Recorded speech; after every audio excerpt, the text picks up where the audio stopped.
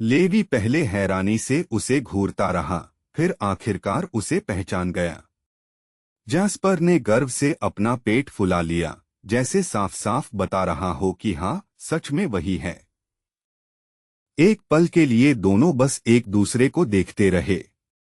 उनके चेहरों पर सच्ची खुशी थी, क्योंकि अब उन्हें समझ आ गया था कि दोनों आखिरकार सुरक्षित जाग गए हैं।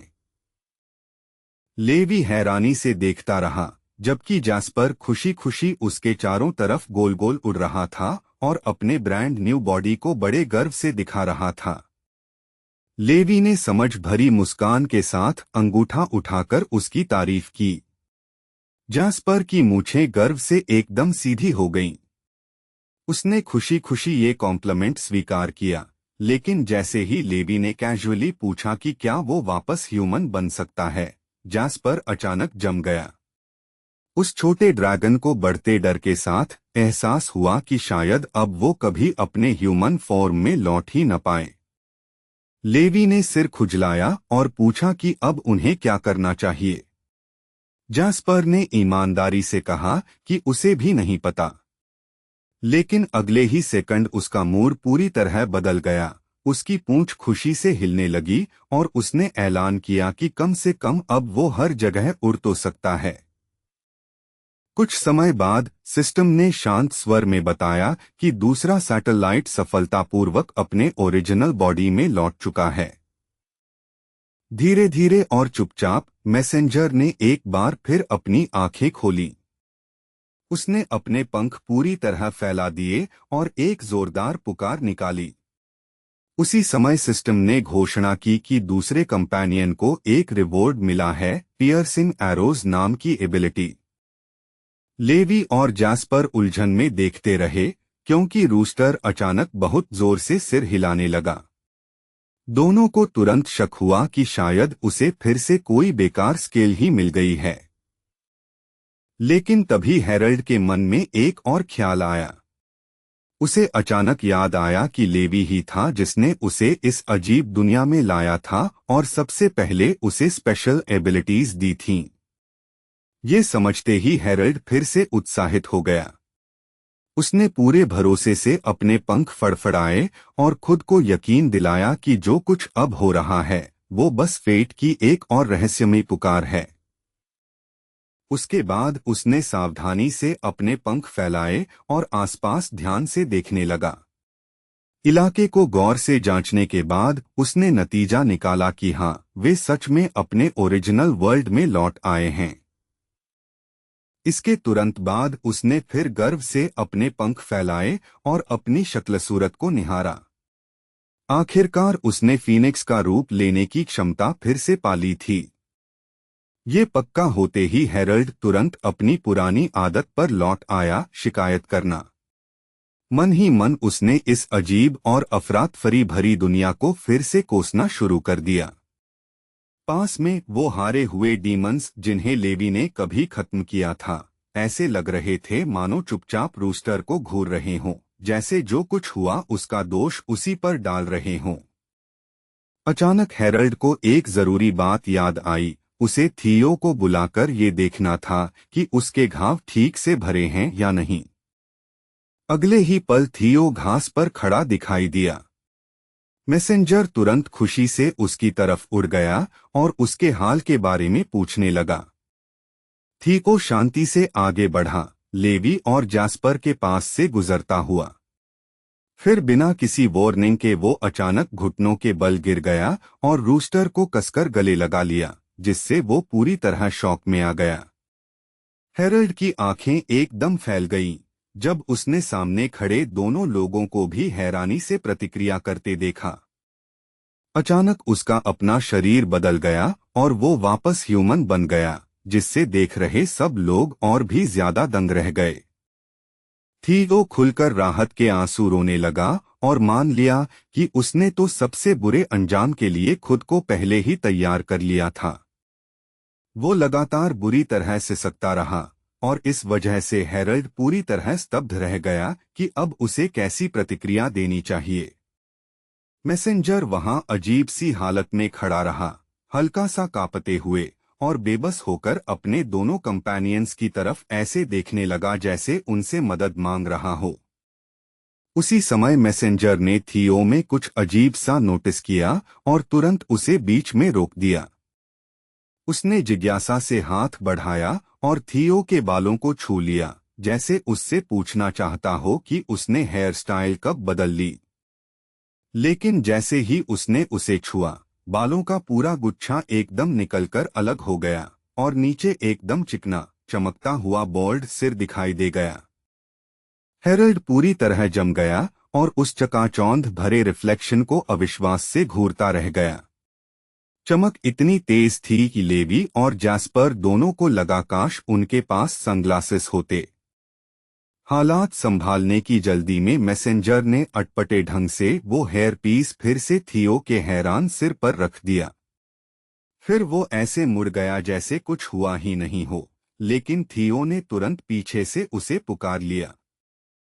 थियो ने फिर उलझन में अपने सन इन लॉ की तरफ देखा, जो तब तक पेड़ के तने से टिककर किसी तरह अपनी सांस संभालने की कोशिश कर रहा था।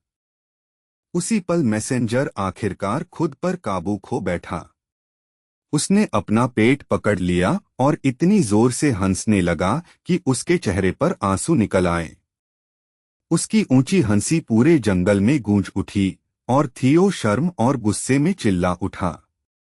तभी सिस्टम ने शांत स्वर में बताया कि ओनर के पास अब सिर्फ एक एक्सप्लोसिव टाइप स्किल की कमी है, और पूछा कि क्या वो इसे तुरंत जोड़ना चाहता है। लेकिन लेवी तो पूरी तरह जैस्पर के साथ खेलने में मग्न था और उसने इस पर बिल्कुल ध्यान नहीं दिया। ये देखकर सिस्टम ने बस इतना कहा कि वो अपडेट अपने आप शुरू कर देगा। उधर चिढ़ा हुआ थियो आखिरकार हेरल्ड को रोकने में कामयाब हुआ, जो उसके बॉल्ड होने का खुलासा याद करके अब भी बेकाबू होकर हंस रहा था। चुपचाप एक पैनल सामने आया जिसमें यूजर को अपडेट सफलतापूर्वक डाउनलोड होने की बधाई दी गई थी, लेकिन उनमें से किसी ने भी उस पर ध्यान नहीं दिया। उस वक्त लेवी की नजरों में सबसे ज्यादा अहम सिर्फ जैस्पर था। उधर जैस्पर खुद पास में खुशी खुशी बटरफ्लाइज के पीछे भाग रहा था, बिल्कुल बेफिक्र, जबकि सिस्टम ने एक लंबी सांस लेकर अपने नॉर्मल वर्किंग मोड में वापसी कर ली। फिर भी सिस्टम अपनी एक्साइटमेंट मुश्किल से छिपा पा रहा था। उसे पूरा यकीन था कि अपने नए अपग्रेड्स के साथ वो अपने ओनर को पहले से कहीं ज्यादा ताकतवर बना देगा। लेकिन अंदर ही अंदर वो चिंतित भी था। आगे का रास्ता अब और भी मुश्किल लग रहा था और वो छोटा सिस्टम डर रहा था कि कहीं किसी दिन वो उस शख्स को निराश न कर दे जिसे वो फादर कहता है। उसी समय शॉन धीरे धीरे उस ग्रुप की तरफ बढ़ा। लेवी और जैस्पर ने खेलना बंद किया और उसकी तरफ मुड़ गए। शॉन शांत और संयत दिख रहा था, लेकिन उसके चेहरे पर दबे हुए सुकून और खुशी साफ दिख रहे थे। उसने समझाया कि जैस्पर एक समय स्पिरिट में बदल दिया गया था, इसलिए उसका फिर से जागना और अब भी ह्यूमन लैंग्वेज बोल पाना सच में बहुत बड़ी बात है। लेवी ने धीमी आवाज में और आवाज में हल्की उदासी लिए पूछा कि क्या डायरेक्टर उन्हें फिर से काम पर वापस ले जाने आया है। शॉन ने जल्दी से नरम मुस्कान के साथ उसे भरोसा दिलाया कि वो बस उनसे मिलने आया है और अभी कोई जरूरी काम उनका इंतजार नहीं कर रहा। ये सुनते ही लेवी और जैस्पर दोनों ने हैरानी से आंखें फैला दी। शॉन ने उन्हें गर्मजोशी से देखा और राहत व खुशी के आंसू मुश्किल से रोक पाया। कुछ ही देर पहले शॉन के फोन पर अचानक एक नोटिफिकेशन आया। अलर्ट की आवाज सुनते ही उसने हैरानी में आंखें खोलीं और मैसेज चेक किया, क्योंकि उस वक्त उसे किसी खास चीज की बिल्कुल उम्मीद नहीं थी। पास खड़ा एक आंख वाला आदमी धीरे से आह भरते हुए बोला कि यूनाइटेड नेशंस ने अभी-अभी पूरी मानवता के सबसे ताकतवर 100 स्ट्रैटेजिस्ट्स की आधिकारिक लिस्ट जारी की है। उस नई लिस्ट के मुताबिक लेवी को पूरी दुनिया का नंबर 1 स्ट्रैटेजिस्ट घोषित किया गया था। और बात यहीं खत्म नहीं हुई। उससे जुड़ा हुआ अरबों का इनाम भी पहले ही उसके मेंटल हॉस्पिटल के अकाउंट में ट्रांसफर कर दिया गया था। ये खबर सुनते ही शॉन पूरी तरह सन्न रह गया। एक पल के लिए तो वो जैसे किसी ख्याली दुनिया में खो गया, मानो उसे दुनिया का सच समझ आ गया हो और वो किसी साधु जैसी शांति तक पहुंच गया हो। अपनी खुशी रोक न पाकर शॉन ने अचानक लेवी और जास्पर को जोर से गले लगा लिया। वो बार बार उनकी तारीफ करता रहा और कहता रहा कि उसे उन पर कितना गर्व है और उन्होंने कमाल कर दिया। एक आंख वाले आदमी ने फिर से आह भरी और शांत स्वर में बताया कि कमांडर की नज़र मेंटल हॉस्पिटल से जुड़ी उस बड़ी पेमेंट पर पड़ चुकी है और उसने इस बारे में पूछताछ भी शुरू कर दी है। ये सुनकर शॉन तुरंत घबरा गया। उसे समझ नहीं आया कि वो इस बात की सफाई कैसे देगा। लेकिन एक आंख वाला आदमी शांत ही रहा और बोला कि उन्होंने बस इतना कहा है कि ये इंस्टीट्यूशन की मदद के लिए की गई डोनेशन है। उसने ये भी बताया कि वो माँ, जिसने कभी उन दोनों लड़कों को छोड़ दिया था, अब तक उन्हें देखने वापस नहीं आई। शॉन ने तुरंत पूरे भरोसे से जवाब दिया कि लेवी और जास्पर हमेशा उसकी देखरेख में रहे हैं और अब तक सब कुछ बिना किसी दिक्कत के ठीक से संभाला गया है। लेकिन एक आंख वाले आदमी ने हल्का सा भौं सिकोड़ते हुए उसे याद दिलाया कि तकनीकी तौर पर उन दोनों की सारी सैलरी और बोनस आखिर में शॉन के ही हाथ में आते हैं। शॉन बस मुस्कुराया और इस चिंता को हाथ हिलाकर टाल दिया। उसने गर्व से लेवी और जास्पर को अपने सबसे प्यारे लड़के कहा और बोला कि दोनों बाहर बहुत मेहनत करते हैं। फिर उसने जेब में हाथ डालकर कुछ पैसे निकाले और कहा कि जास्पर का ये अजीब ट्रांसफॉर्मेशन शायद किसी तरह की वर्क प्लेस इंजरी माना जा सकता है। लेवी और जास्पर ने एक दूसरे की तरफ शक भरी नजरों से देखा, जैसे मन ही मन सोच रहे हों कि इतने पैसों में दूध की एक बोतल भी आएगी या नहीं। शॉन हंस पड़ा और उन्हें दिलासा देते हुए बोला कि अगर दोनों अपने पैसे जोड़ लें तो एक पूरी बाल्टी दूध तो आराम से आ जाएगी, बस सबसे महंगा ब्रांड मत लेना। उसकी बात सुनकर दोनों सच में भावुक हो गए। उन्होंने डायरेक्टर को दिल से धन्यवाद दिया और आगे बढ़कर उसे कसकर गले लगा लिया। शॉन को इतनी खुशी से मुस्कुराते देख एक आंख वाले आदमी ने मन ही मन सोचा कि बूढ़ा डायरेक्टर शायद इस बात से बहुत खुश है कि इन दोनों की वजह से उसने कितना पैसा कमा लिया।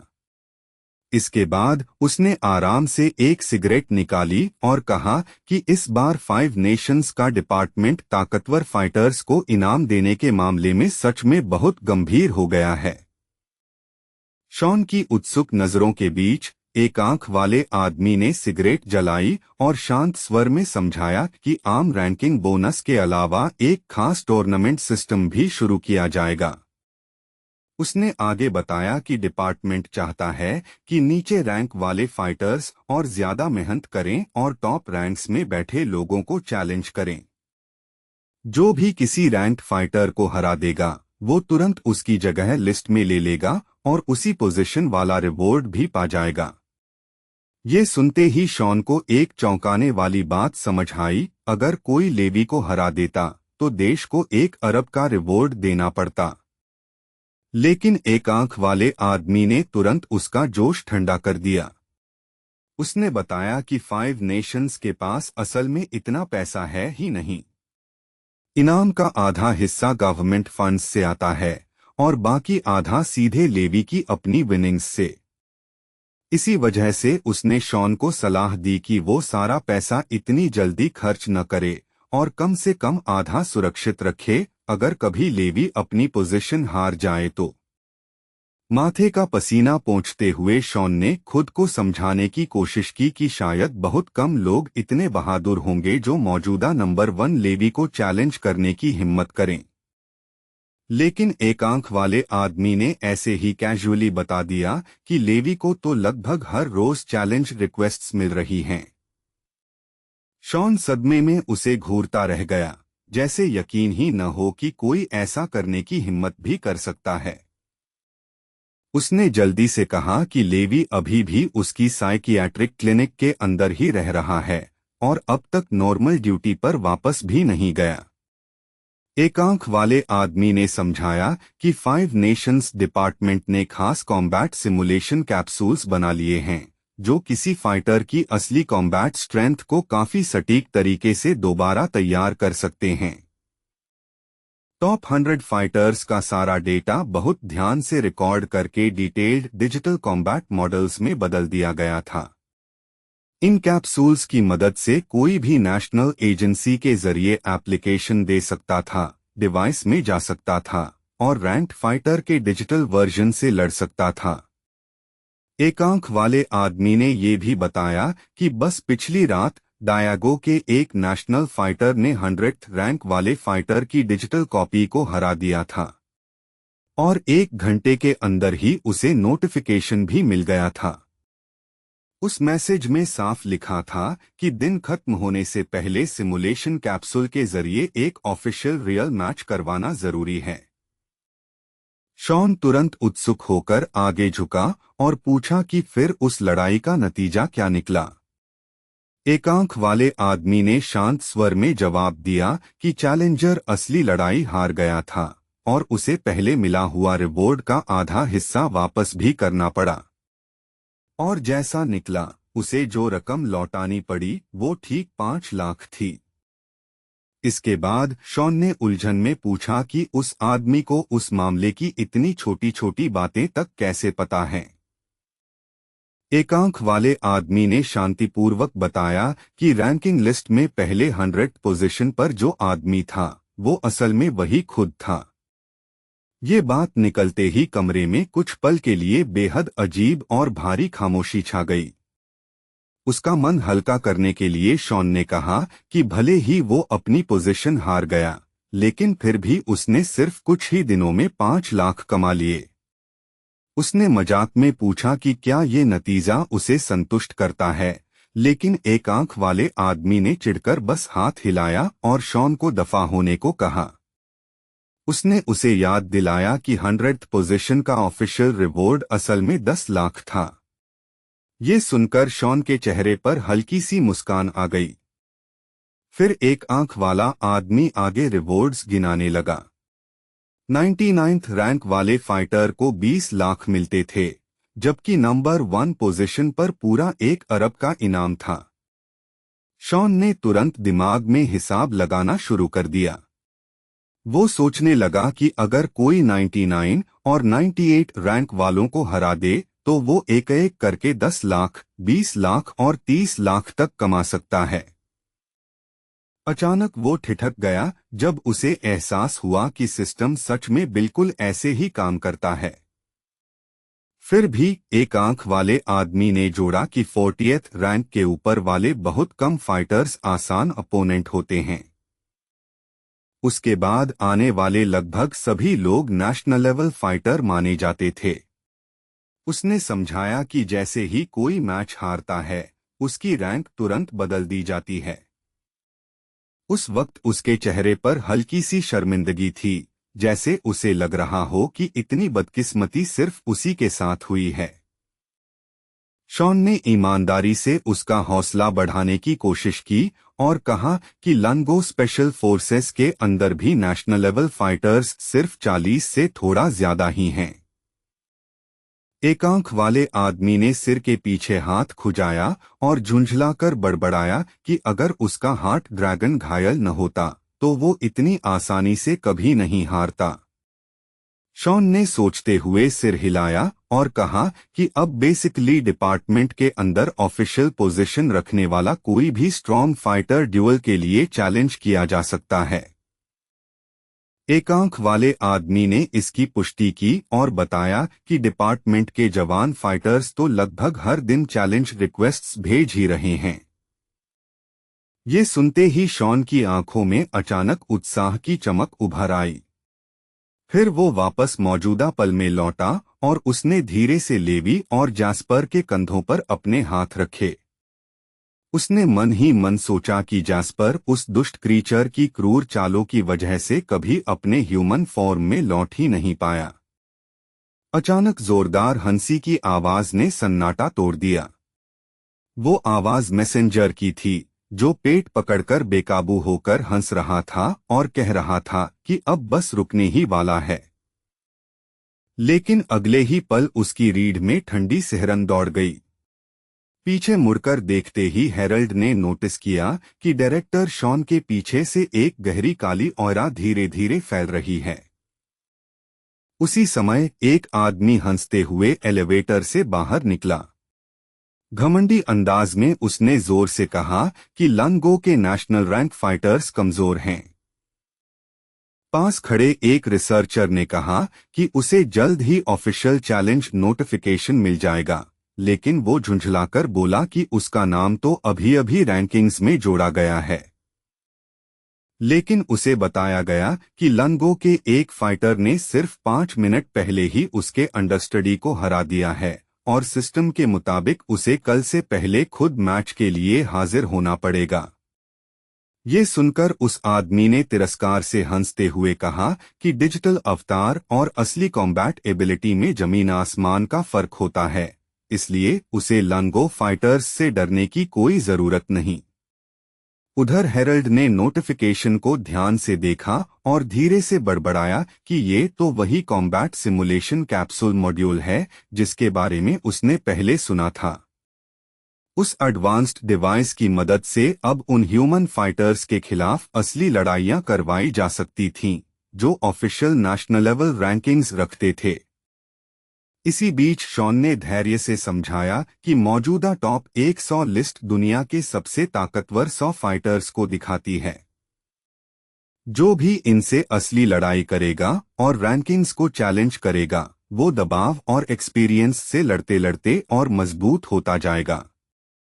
मैसेंजर ने साफ उत्साह के साथ जवाब दिया कि अब तक उसे सच में पूरी ताकत से लड़ने के बहुत कम मौके मिले थे। उसके लिए ये अपनी ताकत परखने और काम का कॉम्बैट एक्सपीरियंस लेने का एकदम सही मौका था। शॉन ने हामी में सिर हिलाया और कहा कि सबसे अच्छा तरीका होगा 100th पोजीशन से शुरुआत करना। अगर वो सबसे नीचे से सीरियसली लड़ना शुरू करे तो धीरे धीरे रैंकिंग्स में ऊपर चढ़ सकता है। मैसेंजर ने बिना जरा भी सोचे तुरंत हामी भर दी। उसने तो ये भी कहा कि वो लगातार कई मैचेस लड़ना चाहता है, इसलिए सबसे नीचे से शुरू करने पर उसे अपनी स्किल्स निखारने के भरपूर मौके मिलेंगे। शॉन ने शांति से बताया कि उन लड़ाइयों के लिए इस्तेमाल होने वाला सिमुलेशन डिवाइस स्पेशल डिपार्टमेंट की बिल्डिंग के अंदर ही है, और क्योंकि मैसेंजर के पास सही आइडेंटिफिकेशन पहले से है, वो आसानी से अंदर जाकर उस फैसिलिटी का इस्तेमाल कर सकता है। उसी वक्त लेवी ने धीरे से सिर घुमाया और रूस्टर की तरफ देखा। पता नहीं क्यों, लेकिन सिर्फ उस एक नजर से ही मैसेंजर के शरीर में हल्की सी सिहरन दौड़ गई। एक पल हिचकने के बाद उसने सावधानी से पूछा कि सिमुलेशन कैप्सूल का इस्तेमाल करके अपनी एबिलिटीज के साथ लड़ना कहीं खतरनाक तो नहीं होगा, खासकर अगर गलती से किसी को चोट लग गई तो। लेकिन शॉन ने तुरंत हाथ हिलाकर उसकी ये चिंता टाल दी और उसे भरोसा दिलाया कि घबराने जैसी बिल्कुल भी कोई बात नहीं है। फिर भी फीनिक्स अभी पूरी तरह निश्चिंत नहीं दिखा। उसे चिंता थी कि अगर वो दूसरे लोगों से लड़ेगा तो शायद लेवी और जैस्पर को ये बात पसंद न आए। शॉन ने जल्दी से उससे कहा कि आराम से रहे और एक पल रुके, फिर उसने हाथ उठाया जैसे वो कुछ कंफर्म करने वाला हो। 1 सेकंड बाद उसने शांत स्वर में कहा कि वो इस बारे में लेवी और जैस्पर से पहले ही पूछ चुका है और दोनों ने बिना किसी आपत्ति के हाँ कर दी है। फिर शॉन अचानक जानबूझकर गंभीर चेहरा बनाकर लेवी और जैस्पर की तरफ मुड़ा और दोबारा पूछा कि क्या वे सच में इसके लिए तैयार हैं। दोनों ने बस आज्ञाकारी ढंग से सिर हिला दिया। उनका जवाब सुनकर संतुष्ट होकर शॉन वापस मुड़ा और पूरे भरोसे से बोला कि अब चिंता की कोई बात नहीं बची। मैसेंजर अब बिना हिचक रैंकिंग्स को चैलेंज कर सकता है। ज्यादा देर नहीं लगी और मैसेंजर कॉम्बैट सिमुलेशन सिस्टम द्वारा तैयार किए गए वर्चुअल अरीना में पहुंच चुका था। अचानक आसमान से बिजली गिरी और थॉमस नाम के घमंडी फाइटर पर सीधा ऊपर से आ गिरी। सिस्टम ने तुरंत एक मैसेज दिखाया कि थॉमस अपनी पूरी कॉम्बैट कैपेबिलिटी खो चुका है और आधिकारिक तौर पर हार चुका है। बस एक ही सेकंड में हेरल्ड गिरे हुए अपोनेंट के पीछे खड़ा दिखा। उसी समय सिस्टम ने सक्सेसफुल विक्ट्री की नोटिफिकेशन भी दिखा दी। उस जीत के साथ उसने ग्लोबल रैंकिंग लिस्ट में ऑफिशियल तौर पर 100th प्लेस अपने नाम कर ली। सिमुलेशन से वापस आने के बाद थॉमस गुस्से में स्क्रीन को घूरता रह गया।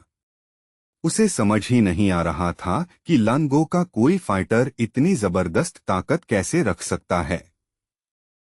झुंझलाकर उसने तुरंत किसी को आदेश दिया कि अपडेटेड टॉप 100 लिस्ट में अभी-अभी आए आखिरी 5 नामों की जांच करे।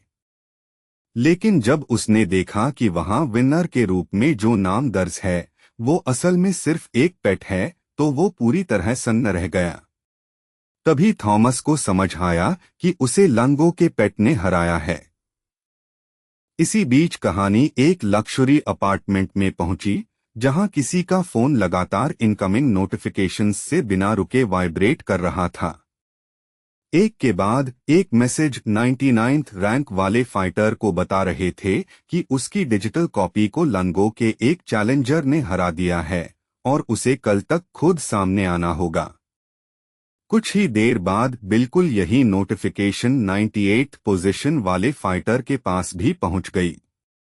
उसके तुरंत बाद 97th रैंक वाले फाइटर को भी वही वार्निंग मैसेज मिल गया। उधर अरीना के अंदर सिस्टम लगातार नए रिजल्ट्स अनाउंस कर रहा था, जिनमें ये भी शामिल था कि डायागो का ग्रेगोरी, जो 93rd पोजीशन पर था, अभी-अभी हार गया। फिर थोड़ी ही देर बाद एक और मैसेज आया। हिगुओ की सोफिया, जो 92nd पोजीशन पर थी, वो भी हार गई। और उसके बाद शागो की अमीना, जो 91st रैंक पर थी, अगली हारने वाली घोषित हुई। हारने के बाद वो लड़की अपना शॉक और फ्रस्ट्रेशन रोक नहीं पाई। उसने अविश्वास में चिल्लाते हुए कहा कि उसका अपोनेंट आखिर इतना भयानक रूप से ताकतवर कैसे हो सकता है। लेकिन फिर उसके दिमाग में एक और बात आई, जिसने उसे और भी बेचैन कर दिया। उसे एहसास हुआ कि उसके अपोनेंट में एक और अजीब बात थी, वो हैरान कर देने वाली हद तक खूबसूरत था। ज्यादा देर नहीं लगी और 90th रैंक वाला फाइटर जिगोका ची भी ऑफिशियल तौर पर हारने वाला घोषित कर दिया गया। उसके कुछ ही समय बाद बाओ का कोलिन, जो 89th रैंक पर था, उसी अंजाम तक पहुंचा। फिर अगला गिरने वाला अपोनेंट हिगुको का कानन था, जो पहले 88th पोजीशन पर था। इसी दौरान मौजूदा 80th रैंक वाला फाइटर बैटल अपडेट्स को ध्यान से देख रहा था और ऑनलाइन लोगों द्वारा की जा रही कमेंट्स की बाढ़ भी पढ़ रहा था। उसने पूरे भरोसे से कहा कि अगर लानगो का ये तथाकथित पेट रैंकिंग्स में आगे चढ़ता रहा, तो वो खुद सामने आएगा और उस मिस्टेरियस चैलेंजर की सच्चाई सबके सामने ला देगा। लेकिन जैसे ही वो ये कह रहा था, उसका फोन अचानक जोर से बज उठा। उलझन में उसने सोचा कि इस वक्त उसे आखिर कौन कांटेक्ट कर सकता है। जैसे ही उसने स्क्रीन पर नजर डाली, उसकी पीठ पर ठंडा पसीना छूट गया। उसका खुद का अंडरस्टडी पहले ही हार चुका था और सिस्टम ने उसे कल तक खुद हाजिर होने का आदेश दिया था। घबराहट में मुंह पोंछते हुए उसने सोचा, क्या सच में ये वही अपोनेंट हो सकता है? आखिर वो चैलेंजर आज 10 से भी ज्यादा लड़ाइयां लड़ चुका था। लेकिन और चिंता करने के बजाय उसने तुरंत पब्लिक चैट में टाइप कर दिया कि वो खुद उस तथाकथित पेट से निपटेगा। कुछ ही देर में वो अरीना पहुंच गया। बस एक नजर डालते ही वो अपनी हैरानी छिपा नहीं पाया। उसके सामने खड़ा क्रीचर उम्मीद से कहीं ज्यादा लंबा था और लगभग इंसान जैसा दिख रहा था। पीछे से आहट सुनकर मैसेंजर ने शांति से मुड़कर आराम भरे लहजे में पूछा कि क्या चैलेंजर आखिरकार आ ही गया। उस युवा फाइटर ने अपनी जगह बनाए रखी और सीधे पूछा कि क्या वही सच में लंगो का मशहूर पेट है जिसे हेरल्ड ऑफ डॉन कहा जाता है। मैसेंजर ने हल्की झुंझलाहट के साथ जवाब दिया कि वो कभी सिर्फ नेशनल लेवल पर था, जैसे चैलेंजर ये बात भूल गया हो। फिर उसने सीधे सीधे मान लिया कि हाँ, वही हेरल्ड ऑफ डॉन है और चैलेंजर को तुरंत लड़ाई शुरू करने के लिए कहा। वो युवा फाइटर ये देखकर दंग रह गया कि उसके सामने खड़ा ये क्रीचर इंसानों की भाषा इतनी फ्लुएंटली बोल सकता है। लेकिन उनकी लड़ाई हैरानी भरे तरीके से बहुत जल्दी खत्म हो गई। बस कुछ ही मिनटों में 80th रैंक वाला फाइटर बुरी तरह हार गया। लड़ाई खत्म होने के बाद वो बस मन ही मन ये मानने पर मजबूर था कि सामने वाले की ताकत बिल्कुल अलग ही स्तर की थी। उस दुश्मन की कॉम्बैट टेक्निक्स डराने वाली हद तक प्रेसाइज थीं और ऊपर से वो एक ऐसे पॉइजन अटैक का इस्तेमाल कर रहा था जिससे बचाव करना लगभग नामुमकिन लग रहा था। जैसे ही ऑफिशियल डिफीट नोटिफिकेशन सामने आई, वो सोचने लगा कि कहीं ये अजीब क्रीचर असल में किसी और ही ऊंचे कॉम्बैट रैंक का तो नहीं है। अब उसे ट्रांसफर हो चुके रिवॉर्ड मनी की भी परवाह नहीं रही। उसे तो सिर्फ यही बात परेशान कर रही थी कि पेट कहलाने वाली कोई चीज आखिर इतनी ताकतवर कैसे हो सकती है। उधर शॉन खिड़की के पास खड़ा था और उसका शरीर उत्साह से हल्का हल्का कांप रहा था। जैसे ही उसने अपने बैंक अकाउंट में तेजी से बढ़ता बैलेंस देखा, उसका चेहरा खुशी से चमक उठा। वो कमरे में खुशी से उछलने लगा और मन ही मन मैसेंजर की तारीफ करता रहा कि उसने उसके लिए कितनी जबरदस्त किस्मत लेकर आया है। कुछ ही देर बाद सिस्टम ने 79th रैंक वाले फाइटर को एक और चैलेंज नोटिफिकेशन भेज दी। उसके थोड़ी देर बाद यही हाल 70th पोजीशन वाले आदमी का भी हुआ। थोड़ा और समय बीता तो 65th रैंक वाले फाइटर को भी मैसेज मिल गया कि उसे चैलेंज किया गया है। ज्यादा देर नहीं लगी और मैसेंजर ने 60 रैंक वाले फाइटर को भी आसानी से हरा दिया। उसके बाद उसने जल्दी ही अपने अगले अपोनेंट को भी कुचल दिया, जो 50th पोजीशन पर था। कुछ ही देर बाद उसने एक ही जबरदस्त मूव में 41st रैंक वाले फाइटर को नॉकआउट कर दिया। इस तरह सिर्फ एक ही दिन में वो ओवरऑल रैंकिंग में सीधे 41st प्लेस तक पहुंच गया था। जब आखिरकार रात हुई, थियो अपने बिस्तर पर अकेला बैठा था। उसके चेहरे पर साफ झुंझलाहट थी और उसका मूड बेहद खराब लग रहा था। तभी मैसेंजर खुद से खुशी खुशी गुनगुनाता हुआ दरवाजा खोलकर अंदर आया। उसके चेहरे की चमक साफ बता रही थी कि उसका मूड आज बेहद शानदार है। जैसे ही दरवाजा चरमराया और धीरे धीरे अंदर की तरफ खुला, सामने थियो को खड़ा देखकर वो वहीं का वहीं ठिठक गया। थियो की नजरें सीधी उसी पर जमी थीं और उसकी आंखों में इतनी ठंडी, जानलेवा दुश्मनी भरी थी कि कमरे की हवा तक भारी लगने लगी, जैसे अचानक ये जगह पहले से कहीं ज्यादा खतरनाक हो गई हो। थियो ने बर्फ जैसी ठंडी और धारदार आवाज में पूछा कि वो आखिर इतनी देर से वापस क्यों आया। उसके लहजे में साफ झुंझलाहट थी और ये भी साफ दिख रहा था कि वो काफी देर से इसी जवाब का इंतजार कर रहा था।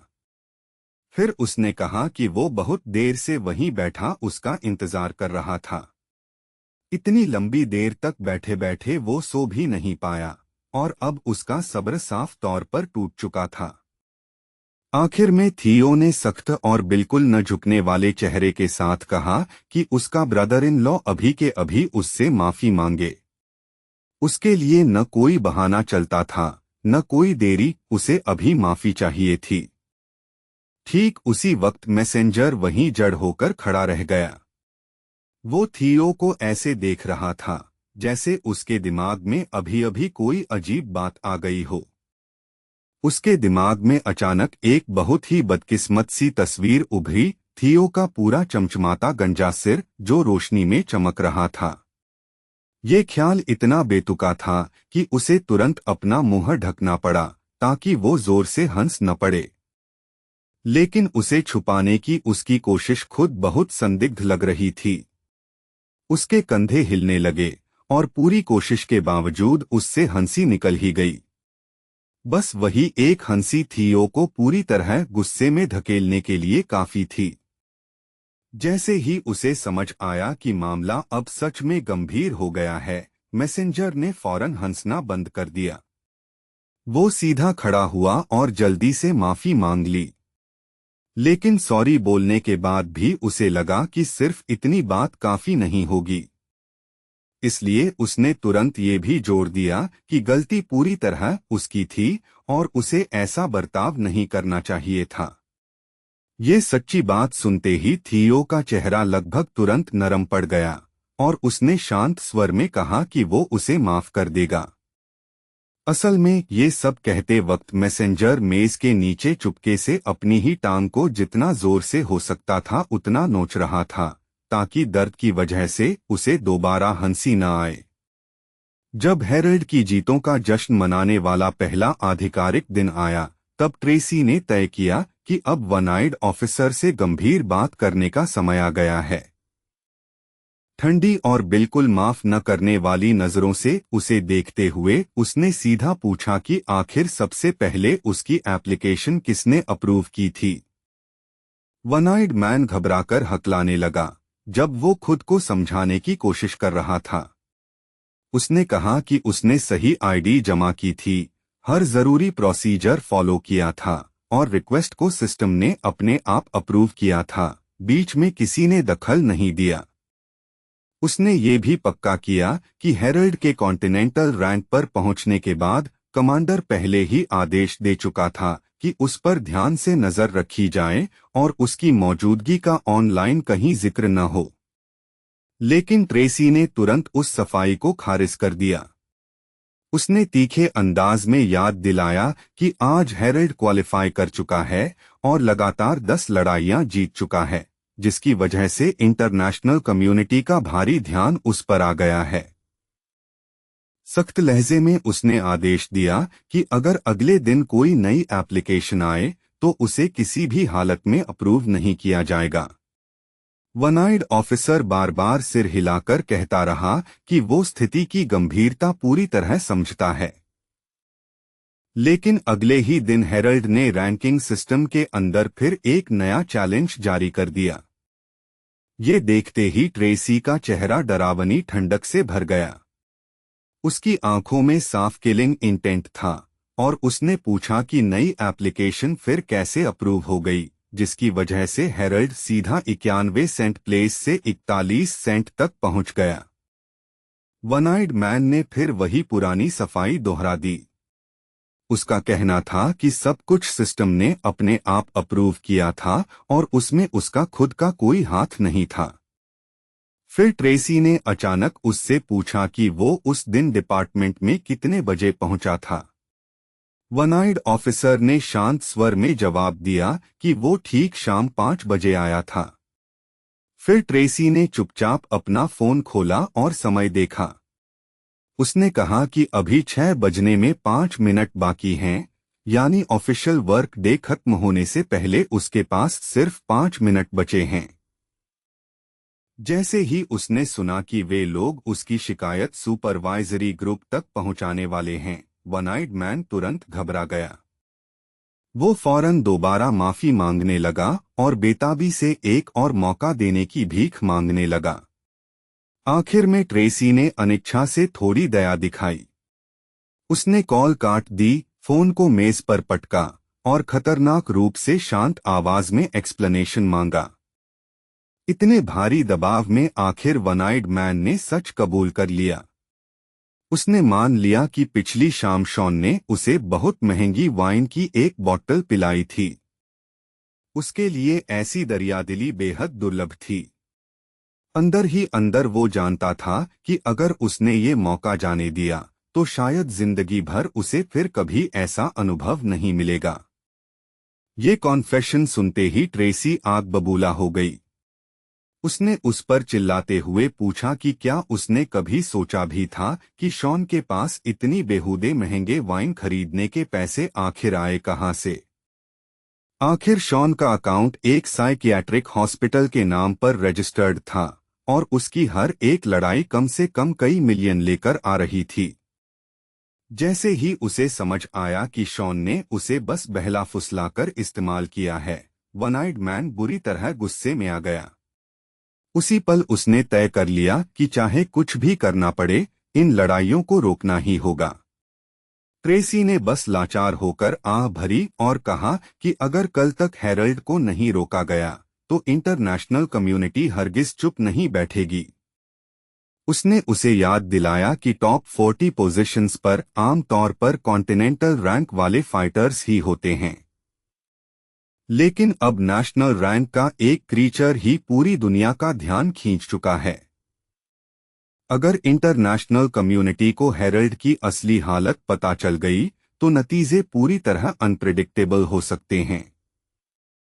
उसी समय अचानक एक और सिस्टम नोटिफिकेशन बज उठी। ट्रेसी ने पूछा कि मैसेज में क्या लिखा है, लेकिन उस आदमी ने पूरी तरह चुप रहना ही चुना। तीसरे दिन हेरल्ड ने एक बार फिर रैंकिंग्स को चैलेंज किया और जैसे ही लड़ाई शुरू हुई, एक विशाल हथेली अचानक उसकी तरफ जोर से आ गिरी। उसने तुरंत रिएक्शन दिया, शरीर मोड़ा और उस डरावने अटैक से बाल बाल बच गया। बर्कली को यकीन था कि भले ही हेरल्ड उस वार से बच गया हो, फिर भी दुश्मन उसे सच में नुकसान नहीं पहुंचा पाएगा।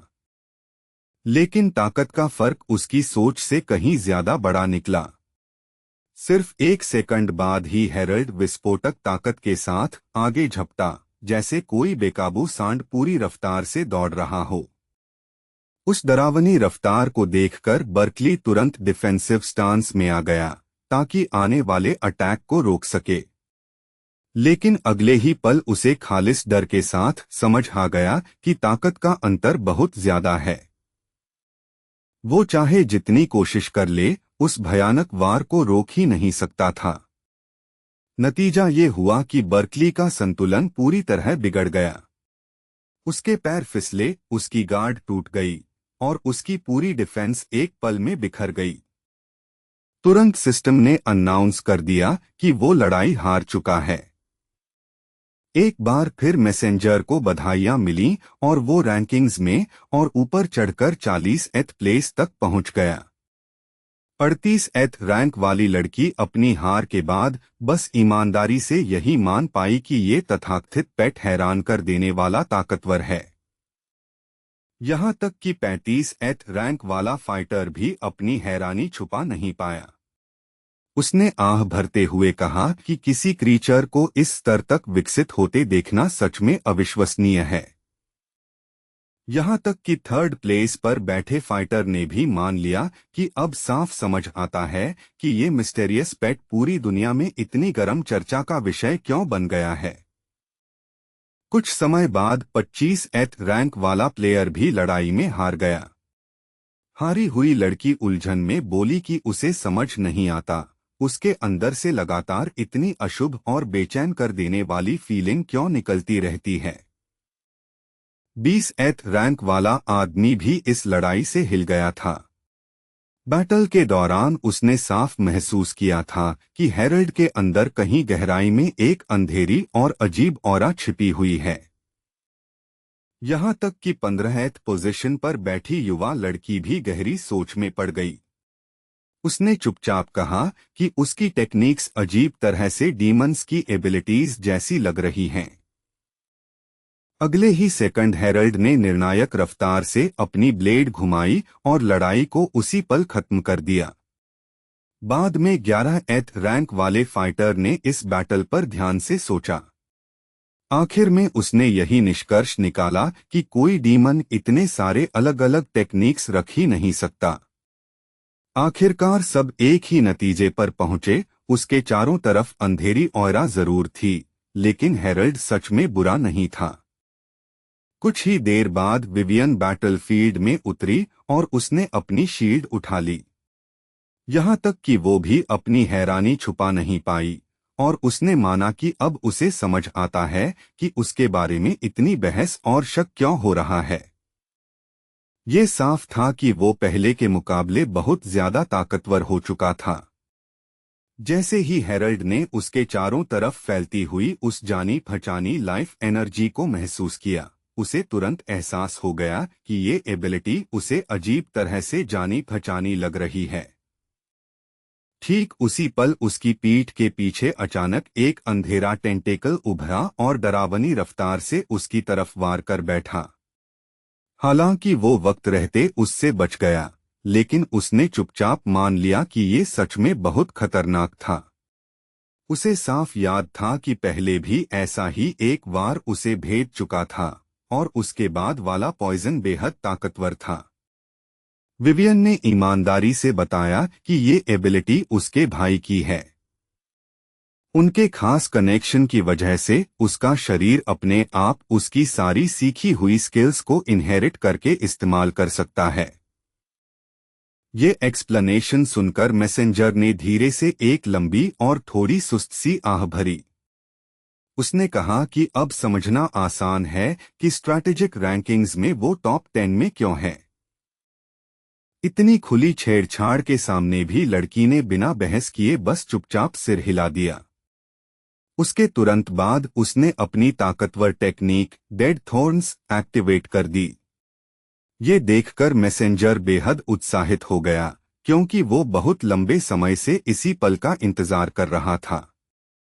एक भी सेकंड बर्बाद किए बिना उसने अपनी शानदार फ्लेम्स छोड़ दीं और उन्हें जबरदस्त ताकत के साथ बाहर की तरफ उमड़ने दिया। कुछ ही पलों में हेरल्ड की धधकती फ्लेम्स ऊपर की तरफ उफान मारने लगीं और पूरे बैटलफील्ड में फैल गईं। वो इतनी ऊंची उठीं कि ऐसा लगने लगा मानो पूरा आसमान ही उसकी गरजती आग ने निगल लिया हो। जलती हुई उस भयंकर आग ने अपने रास्ते में आने वाली हर चीज को निगल लिया। यहाँ तक कि कुछ ही पल पहले तक खतरनाक और ताकतवर दिख रहे मोटे बेतहाशा मरोड़ खाते टेंटेकल्स भी उस भयानक गर्मी में आसानी से राख बन गए।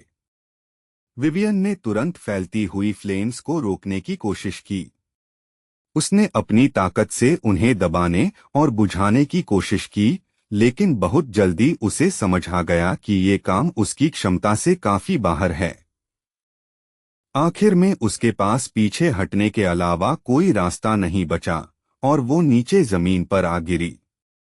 उसका दिमाग तेजी से दौड़ रहा था, क्योंकि वो इस हालत से निकलने का कोई और रास्ता खोजने की कोशिश कर रही थी। लेकिन इससे पहले कि वो कोई चाल चल पाती या नई योजना बना पाती, मैसेंजर पहले ही चुपचाप उसके पीछे पहुंच चुका था।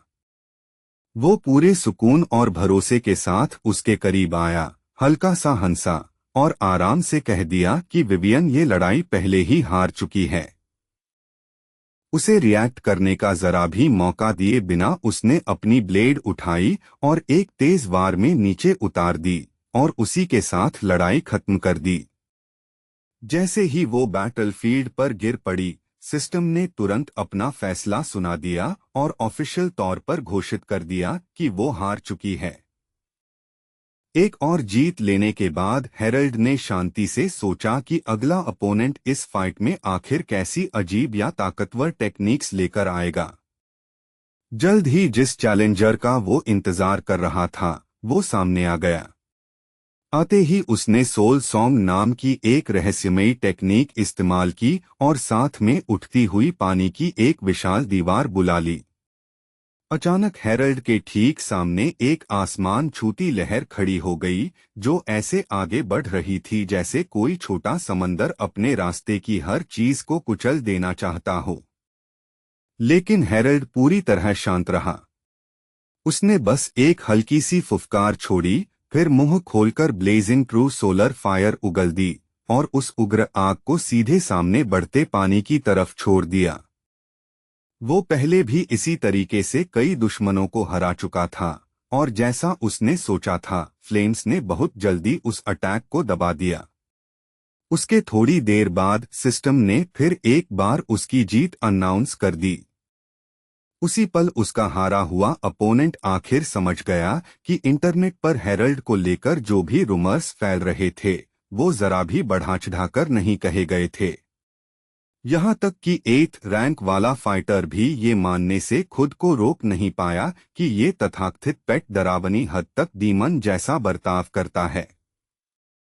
उधर 7th पोजीशन वाली लड़की तो इससे भी ज्यादा साहसी नतीजे पर पहुंची।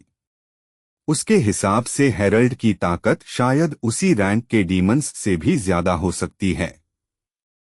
लड़ाई के बाद थोड़ी देर रुककर मैसेंजर ने शांत स्वर में पूछा कि उसका अगला अपोनेंट कौन होगा। जियो नाम का एक आदमी गंभीर और खतरनाक चेहरे के साथ आगे आया और धीरे से बोला कि अगला चैलेंजर वही होगा। जैसे ही फाइट शुरू हुई, जियो इतनी अविश्वसनीय स्पीड से हिला कि हेरल्ड एक पल के लिए उसकी पोजीशन पूरी तरह खो बैठा। कुछ सेकंड की उलझन के बाद हेरल्ड ने भौहें सिकोड़ लीं और कहा कि वो यहाँ सीरियस लड़ाई करने आया है, कोई बच्चों वाला हाइड एंड सीक खेलने नहीं। जियो ने शांति से जवाब दिया कि मैसेंजर गलत समझ रहा है। उसके मुताबिक वो तो पूरे समय बिल्कुल उसी जगह खड़ा था। ये सुनते ही मैसेंजर ने तुरंत उसकी बात ठुकरा दी और कहा कि ऐसा हो ही नहीं सकता कि जियो बिल्कुल हिले बिना वहीं खड़ा रहा हो। उसी वक्त जियो ने फिर धीरे से कुछ कहा। फिर उसने अपना स्टाफ जमीन पर मारा और उसके साथ एक अजीब रहस्यमयी ताकत पूरे बैटलफील्ड में फैलने लगी। एक ही पल में हेरल्ड ने खुद को काउंटलेस जियो क्लोन्स से घिरा पाया, जो सीधे धरती से निकलकर उसके आसपास आ खड़े हुए थे। घबराने के बजाय उसने साफ उत्साह के साथ सामने का दृश्य देखा और कहा कि लगता है आखिर उसके सामने एक सच में इंटरेस्टिंग अपोनेंट आ ही गया। जियो ने विनम्रता से उसे चेतावनी दी कि अब से लड़ाई और पेचीदा होने वाली है और शांत स्वर में कहा कि उसे सावधान रहना चाहिए। उसके तुरंत बाद जियो ने दाओ चेन टेक्निक एक्टिवेट कर दी। उसी पल चारों तरफ से सैकड़ों रेजर शार्प ब्लेड्स हेरल्ड की तरफ टूट पड़ी। फिर भी हेरल्ड ने उस अटैक को बस शांति से देखा, जैसे उसके लिए ये खतरा लगभग कुछ भी नहीं था। बिना झिझक उसने टाइटन साइथ टेक्निक एक्टिवेट की और आती हुई ब्लेड्स को आसानी से हटाकर पीछे धकेल दिया। लेकिन जियो के चेहरे पर जरा भी फ्रस्ट्रेशन नहीं दिखी। उल्टा उसके चेहरे पर धीरे धीरे एक खतरनाक और आत्मविश्वासी मुस्कान उभर आई। इस बार ब्लेड्स ने अचानक बहुत ज्यादा स्पीड पकड़ ली और बैटलफील्ड को घेरे हुए काउंटलेस क्लोन्स के चारों तरफ तेज घूमने लगीं। फिर बिना किसी वार्निंग के घूमती हुई उन ब्लेड्स ने अचानक अपना सारा हमला सीधे हेरल्ड पर केंद्रित कर दिया। ठीक उसी पल हेरल्ड को लगा कि उसने इस अजीब अटैक पैटर्न के बारे में कोई जरूरी बात समझ ली है, लेकिन उसके पास इस पर गहराई से सोचने का समय नहीं था। उसे तुरंत अपना पूरा ध्यान इस भारी असॉल्ट से बचने पर लगाना पड़ा। कुछ समय बाद वही हमला फिर दोहराया गया, लेकिन इस बार वो पहले से भी ज्यादा तीव्र और विनाशकारी था। अब मैसेंजर खुद को काउंटलेस दाओ चेन्स में बुरी तरह जकड़ा हुआ पा रहा था, जो जीवित बंधनों की तरह उसके चारों तरफ लिपटी हुई थीं। पूरी ताकत से विरोध करने के बावजूद इस संघर्ष में उसे कई गंभीर चोटें लगीं। आखिर उसका शरीर जमीन पर गिर पड़ा। ये देखकर जियो ने शांति से कहा कि जो कोई उसकी चेन्स में फंस जाए और फिर भी बेवकूफी से विरोध करे, उसकी मौत तय है। उन सिहरन पैदा कर देने वाले शब्दों के लगभग तुरंत बाद ही हेरल्ड ने महसूस किया कि उसकी ताकत घट रही है। एक तेज और असहनीय दर्द उसके पूरे शरीर में फैल गया और कुछ देर के लिए वो लड़ाई जारी रखने की हालत में नहीं रहा। लेकिन एक सेकंड से भी कम समय बाद उसने अचानक अपना शरीर मोड़ा और फिर एक और हमला करने की तैयारी कर ली। उसके चेहरे पर धीरे धीरे एक चालाक और आत्मविश्वासी मुस्कान उभर आई, जैसे इस बार उसे कुछ समझ आ गया हो।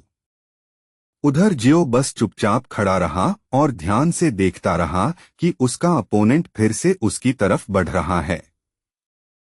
जैसे ही हेरल्ड का हमला उसके पास से गुजरा, जियो ने शांति से मन ही मन सोचा कि हेरल्ड की एंडलेस रीबर्थ एबिलिटी कुछ कुछ नॉर्थ स्टार की लगातार राह दिखाने वाली शक्ति जैसी है। जवाब में हेरल्ड ने ठंडे स्वर में कहा कि ऐसी इल्यूशंस के बावजूद भी जियो उसे कभी सच में चोट नहीं पहुंचा पाएगा। उसी समय जियो ने मन ही मन माना कि 9 टर्न अरे और अपनी दाव चेन्स के साथ भी वो शायद ऐसे अपोनेंट को हरा न पाए। ये समझते ही हेरल्ड ने गर्व से कहा कि अब वो आखिर इस टेक्निक के पीछे का पैटर्न समझ चुका है। जैसे जैसे बैटल आगे बढ़ी, जियो की इल्यूशंस पहले से धीमी दिखने लगीं। हेरल्ड की एक्सप्लेनेशन सुनकर जियो ने चुपचाप उसकी वजह मान ली। सच तो ये था कि उसके पास किसी सोल को पूरी तरह नष्ट कर देने की क्षमता थी ही नहीं। ये सीमा समझ आने के बाद जियो बस लाचार होकर एक आह भर सका। एक छोटी लेकिन बेहद थका देने वाली लड़ाई के बाद सिस्टम ने आखिर अनाउंस कर दिया कि जियो हार चुका है। हालांकि ऑफिशियल तौर पर जीत हेरल्ड की हुई, लेकिन अंदर ही अंदर उसने राहत की सांस ली। उसे पता था कि एंडलेस रीबर्थ की ताकत के बिना नतीजा शायद बिल्कुल अलग हो सकता था। इसी बीच एक दूसरे अरीना में हमू और स्टीवन के बीच अलग लड़ाई चल रही थी। हमू ने सामने आती हुई अटैक को जलते गुस्से से घूरा और मन ही मन स्टीवन को कोसा कि उसने इतनी बेतुकी और हद से ज्यादा फायर पावर क्यों छोड़ दी। अगले ही पल अरीना में कान फाड़ देने वाला धमाका हुआ, जिसने पूरे बैटलफील्ड को हिला दिया। स्टीवन ऐसे सीटी बजा रहा था जैसे कुछ खास हुआ ही न हो, और लगभग उसी समय सिस्टम ने अनाउंस कर दिया कि हमू हार चुका है। ये समझते ही कि आज के लिए उसकी सारी कोशिशें फेल हो गई हैं, हमू अपने पार्टनर पर गुस्से भरी गालियों की बरसात करने लगा। तभी अचानक उसका फोन बजने लगा। कॉल पुलिस के साइंटिफिक डिपार्टमेंट से आ रही थी। हमू ने जल्दी से डिवाइस उठा लिया और दूसरों से थोड़ा हटकर चला गया ताकि वो कॉल उठा सके। चिढ़े हुए लहजे में उसने सीधा कहा कि उसे पहले से पता है कौन कॉल कर रहा है, और पूछा कि उन्हें क्या चाहिए। लाइन के दूसरी तरफ स्टीवन ने मजाक उड़ाते हुए पूछा कि जिंदा भुनकर कैसा लगा। ये सुनते ही हमू गुस्से से लगभग फट पड़ा। उसने जोर जोर से स्टीवन को गालियां दी और कहा कि वो सीधा जहन्नुम में जाए। लेकिन ब्लॉन्ड मैन ने शांति से जवाब दिया कि हमू को कभी ऐसे अपोनेंट्स को चैलेंज ही नहीं करना चाहिए था, जिन्हें वो हराने की क्षमता ही नहीं रखता। इस बात ने हमू को और भी ज्यादा गुस्से में धकेल दिया। उसने सामने वाले पर जानबूझकर झगड़ा खड़ा करने का आरोप लगाया और जोर देकर कहा कि उसका गॉडेस को चैलेंज करने का कभी इरादा ही नहीं था। उसने तो यहाँ तक कह दिया कि उसके ऊपर रैंक करने वाले सब लोगों ने जरूर रिश्वत देकर अपनी पोजीशन ली होगी। लेकिन स्टीवन ने बस इतना कहा कि उसकी अपनी रैंक तो सिर्फ ताकत से आई है, और फिर ताने भरे अंदाज में जोड़ दिया कि अगर हमू को इतनी दिक्कत है तो वो खुद डिपार्टमेंट को और ज्यादा पैसे देकर ट्राई कर ले। हमू अपना मुंह खोल ही रहा था, एक और गुस्से भरी गाली देने के लिए तैयार, लेकिन वो कुछ बोल पाता उससे पहले ही स्टीवन ने अचानक बिना चेतावनी के कॉल काट दी। लाइन पर छाई उस अचानक खामोशी ने हमू के गुस्से को और भड़का दिया। लगभग अगले ही सेकंड उसका डिवाइस फिर से वाइब्रेट करने लगा। स्क्रीन पर एक नया मैसेज आया, और जैसे ही उसने उसे पढ़ा, हमू के चेहरे पर धीरे धीरे उलझन भरा भाव फैल गया। नोटिफिकेशन में साफ लिखा था कि उसका डिजिटल डबल पहले ही बैटल में हार चुका है, और सिस्टम के नियमों के मुताबिक उसे अब ज्यादा से ज्यादा कल तक चैलेंजर का सामना खुद आकर करना होगा। मैसेज को कई बार पढ़ने के बाद भी हमू पूरी तरह उलझन में खड़ा रह गया। सारे तय नियमों के मुताबिक उससे नीचे रैंक वाले फाइटर्स को उसे चैलेंज करने का अधिकार नहीं था, और उससे ऊपर रैंक वाले ऐसा करने की जरूरत ही क्यों महसूस करते। उसके दिमाग में बस एक ही संभावना बची, जिसने उसके डिजिटल डबल को हराया है। वो शायद लंगो का नया रूलर है।